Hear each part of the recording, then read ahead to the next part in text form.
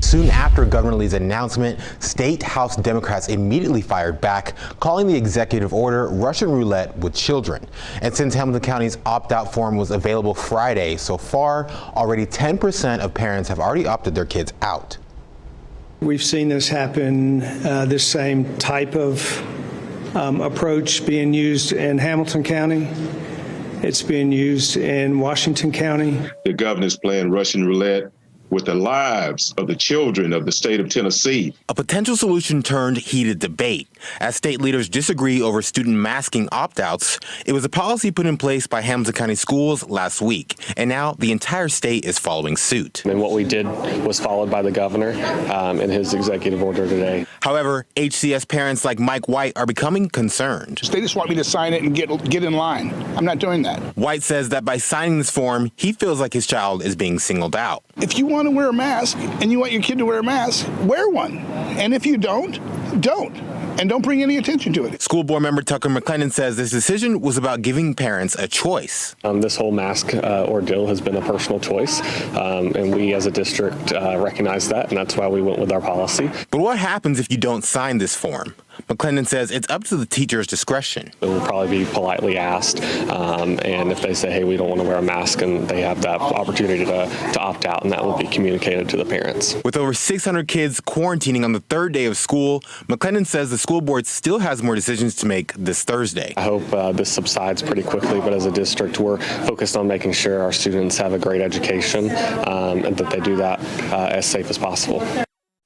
As of today, 66 of Hamilton County schools have reported active cases or close contacts. Health Commissioner Lisa Piercy says anyone heading to hospitals should expect longer wait times. She also announced plans today to address hospital shortages across the state.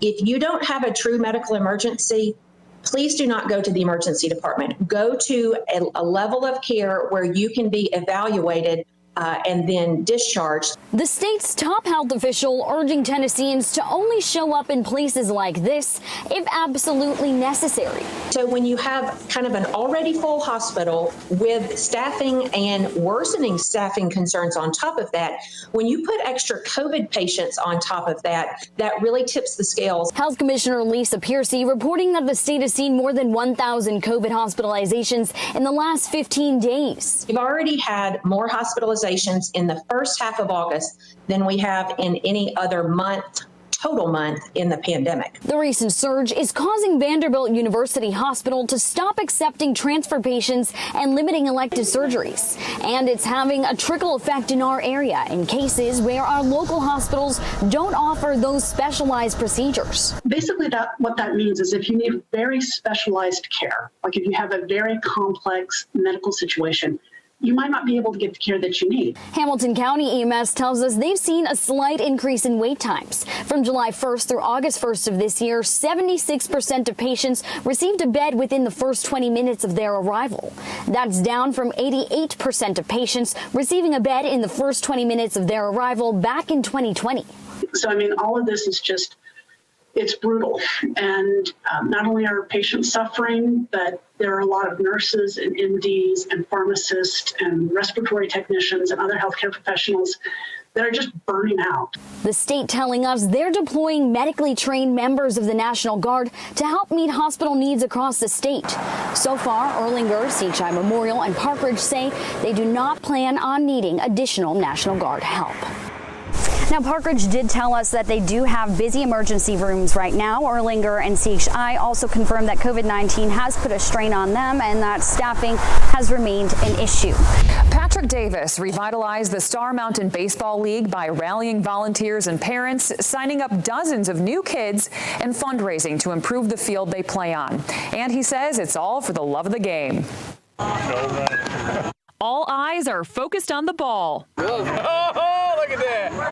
And 11-year-old Blaine McKee is giving it his all. It's fun, and some of my friends are on it. Blaine's dad, Heath, says since signing his son up for the Star Mountain baseball team, he's seen a big change in his self-confidence and dedication to teamwork. It challenges them, and they're going to have challenges in life, obviously, especially the world we live in today. Blaine's team did so well, they even competed at the Dixie Youth Baseball State Tournament. Go! It's an accomplishment Heath says deserves recognition. And he says Patrick played a big role, his leadership inspiring both players and parents. So Heath lured him back to the ball field for an end-of-season picture. This is all about you, buddy. All about me. All about you. On behalf of News Channel 9 and McMahon Law Firm, we want to pay it forward for everything you do for this community, these kids, and everything that goes with it. So put your hand up. 1, 2, 3, 4, and 5. Thank you. Thank y'all, man. Yeah. Patrick also helped to renovate the press box and raise money to install a new batting cage. A big home run for the program. All right, everybody right here. And watching these kids have fun, I just love it all, really. SMB on 3. SMB on 3, y'all ready? 1, 2, 3, SMB! All right, guys, good job.